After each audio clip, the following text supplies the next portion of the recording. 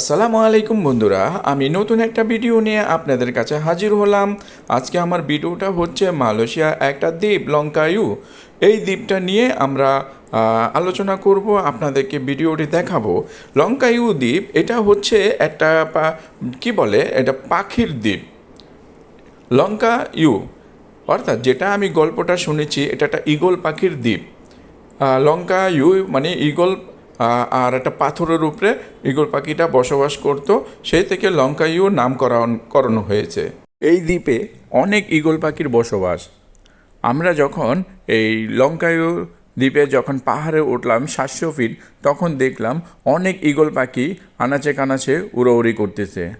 তার মানে বোঝা গেল যে এই দ্বীপটাই ঈগল পাখির দ্বীপ, আর এই নামের সার্থকতা এই ঈগল পাখি থেকে। আসলে দ্বীপটা খুবই সুন্দর এবং পরিপাটি গোছানো, আর যে কেউ এখানে আসবে তাকে আনন্দিত করবে এবং তার ভালো লাগার সব প্লেসগুলো এখানে আছে। আশা করি সবার ভালো লাগবে। আসুন আমরা বাকি অংশগুলো দেখি।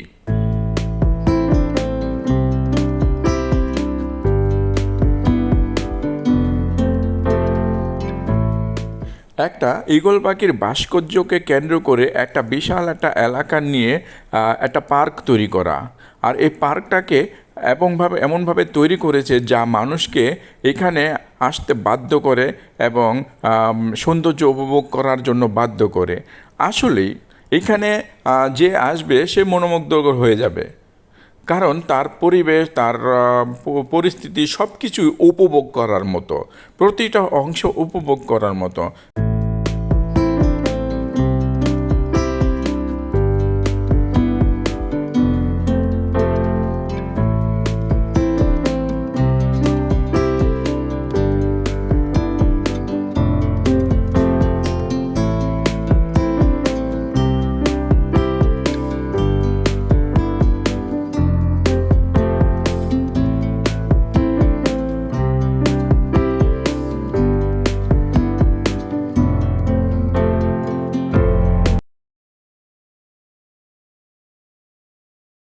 পর্যটকদের আকর্ষণ করার জন্য এই দ্বীপটাকে একটা তারার মডেল দেওয়া হয়েছে, স্টারের মডেল দেওয়া হয়েছে। ঠিক এই স্টারের মাঝখানে ঈগল পাখিটাকে বসানো হয়েছে। অর্থাৎ আপনি উপর থেকে দেখলে মনে হবে যে স্টারের মাঝখানে ঈগল পাখি। আসলে তাই, স্টারের মাঝখানে ঈগল পাখি বসানো হয়েছে। যখন আপনি উপর থেকে এটা দেখবেন খুব ভালো লাগবে। আসলে আমার এখানে ড্রোন ব্যবহার করার অনুমোদন নাই, তাই আমি এখানে ড্রোন ব্যবহার করতে পারি নাই। কিন্তু আমি এখানে যা দেখলাম, এটা স্টারের উপরে ঈগল পাখিটা খুব ভালো লাগলো। খুব সুন্দর একটা পরিবেশ। নিচে কিন্তু সাগরের পানি, এই যে দেখছেন নিচে সাগরের পানি।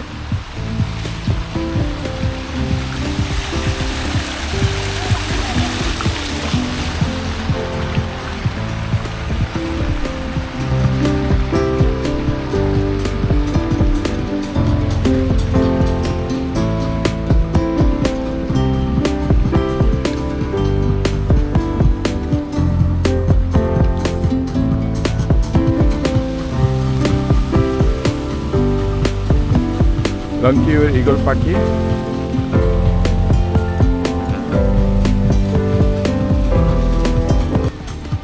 আপনি দেখছেন একটা নৌবহরে অনেক পর্যটক, তারা একটা শিপ নিয়ে সুন্দর তারা আনন্দ উৎসব করছে।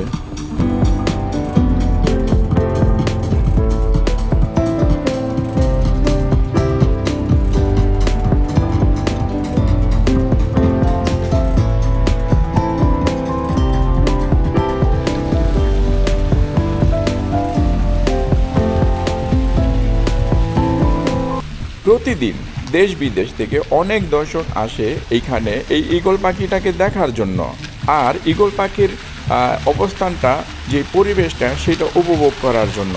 আর ঈগল পাখিটা একটা সাগরের কিনারে, যার কারণে ঈগল পাখিকে মুখ করে সাগরের দিকে তাকালে অনেক সুন্দর লাগে।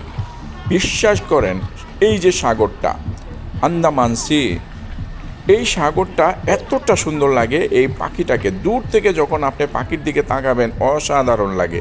মনে হবে যে একটা পাথরের উপরে একটা পাখি বসে আছে। দূর থেকে যখন দেখবেন সেই লাগে।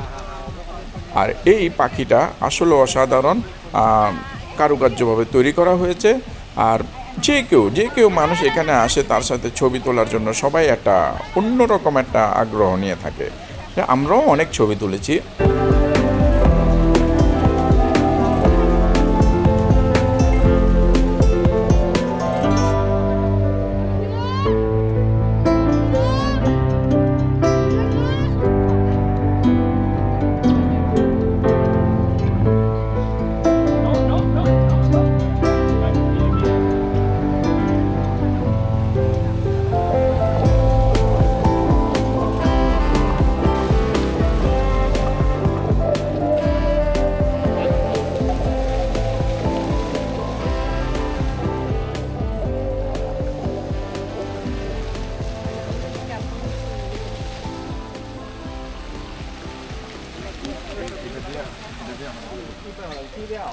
তবে একটা জিনিস দেখে আমার খুব ভালো লাগলো, এখানে যত পর্যটক আসছে বা আমরা দেখলাম যতগুলি পর্যটক, কেউই এই জায়গা নোংরা করার ব্যাপারে চিন্তাও করে না এবং কোনো অংশ ক্ষতি সাধন করার ব্যাপারে কোনো চিন্তাও করে না।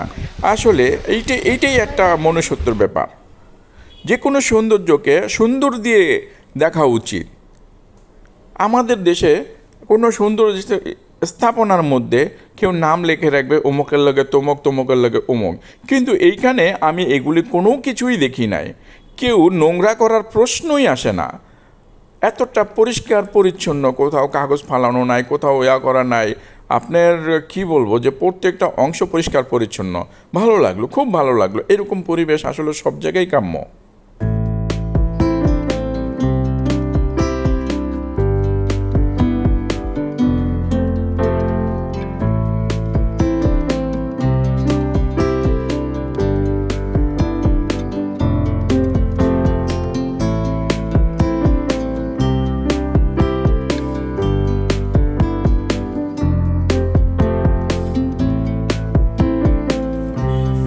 একটা পাখির ভাস্কর্য দিয়ে পর্যটক টানার যে একটা কৌশল, আসলে এই লঙ্কায়ুর এই ঈগল পাখির স্থাপনাটার এখানে না আসলে বোঝা যাবে না যে কীরকমভাবে মানে পর্যটকদেরকে আকর্ষণ তৈরি করে।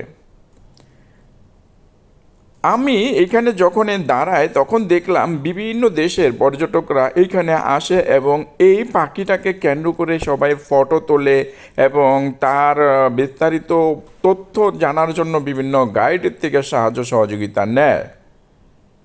জাস্ট একটা পাখি, এখানে কিন্তু আর কোনো স্থাপনা নাই, জাস্ট একটা পাখি, আর আদার্সও কোনো পাখি নাই। এই পাখিটাকে কেন্দ্র করে এই পর্যটন এরিয়াটা এতটা সুন্দর করলো। আসলে একটা পাখি দিয়ে পর্যটককে টানা হইল। চাইলে আমাদের দেশেও সম্ভব। আশা করি আমাদের দেশের সরকার এদিকে ভালো নজর দিবেন।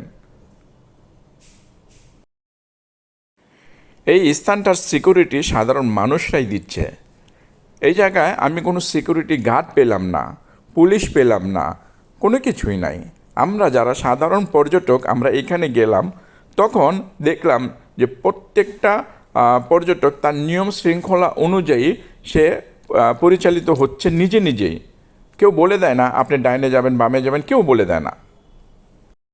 এই দ্বীপটা আসলে বলার ঠিক নেই, এখানে দ্বীপটা অনেক সুন্দর। আমি এর আগে থাইল্যান্ড গেছিলাম, থাইল্যান্ডে ওখানে গিয়ে কয়েকটা দ্বীপ ঘুরলাম, খুব ভালো লাগলো। এখন আমার কাছে এই লঙ্কিওর যে ঈগল পাখির যে দৃশ্যটা, এটাও আমার কাছে খুব ভালো লাগলো। একটু আগে আমি ইয়াতে ছিলাম, কয়েকটা স্পটে ঘুরলাম, আমার কাছে খুব ভালো লাগলো। বিশেষ করে কেবল কার দিয়ে যখন ঘুরি তখন অন্যরকম অনুভূতি লাগলো। আর এখন নিরিবিলি একটা পরিবেশ, নিরিবিলি পরিবেশের কারণে আমি এখানে খুবই আনন্দ, যেটাকে বলা হয়, এনজয় করতেছি।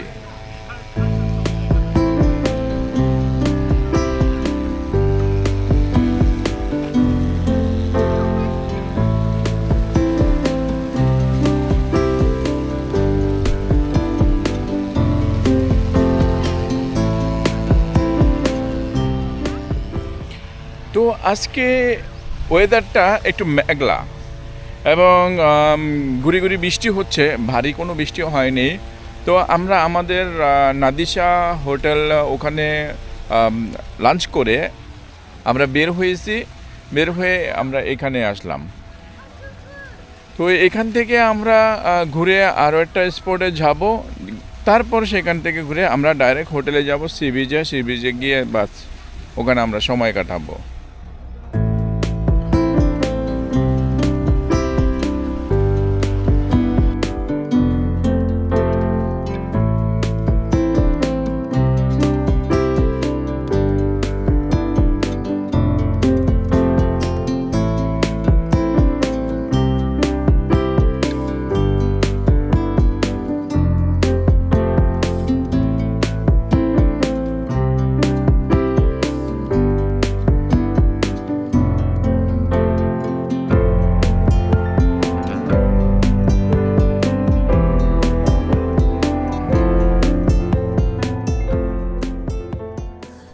অনেকে বলতেছে এটা পাম অয়েল গাছ, আসলে পাম অয়েল গাছটা মনে হয় না এটা, কারণ আমি জানি পাম অয়েল গাছে একটু কাটা কাটা জাতীয়, অনেকটা কাটা কাটা জাতীয় গাছ, আর এটা ফলটা পাওয়াটা খুব কষ্টসাধ্য ব্যাপার হয়ে দাঁড়ায়।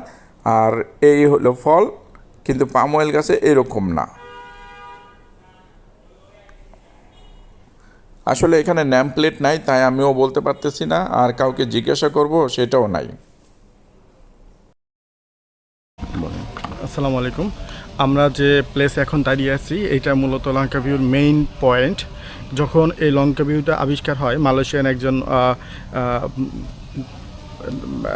একজন মালয়েশিয়ান যে একজন লোক, উনি সমুদ্রের ভিতর দিয়ে আসার সময় যখন এই দ্বীপটা দেখতে পান, তখন উনি মূলত এখানে থাকার জন্য চিন্তাভাবনা করেন।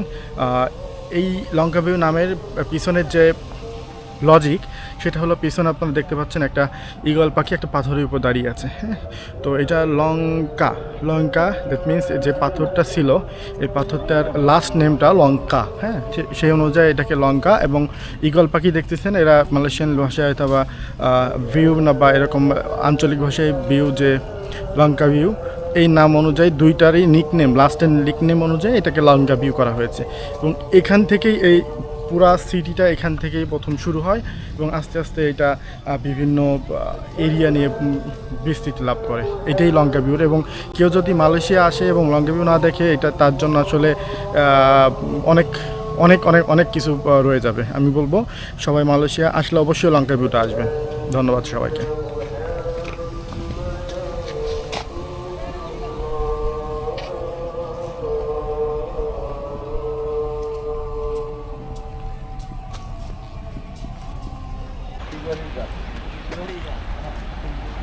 এই যে গাছে দেখা যাচ্ছে একটা লাল ফলের মতো, আমি জানি না এটা কি ফল, নাম জানা নাই, আর ওখানে নেম প্লেটও লেখা নাই, কিন্তু এই ফলটা খাওয়া যায় না, কিন্তু দেখতে খুব সুন্দর, আমাদের দেশি বিলাতি গাবের মতো দেখতে ওই রকম, কিন্তু এই ফলটা খাওয়া যায় না। নাম না জানা একটা ফল, খুব ভালো লাগলো, দেখতে সুন্দর।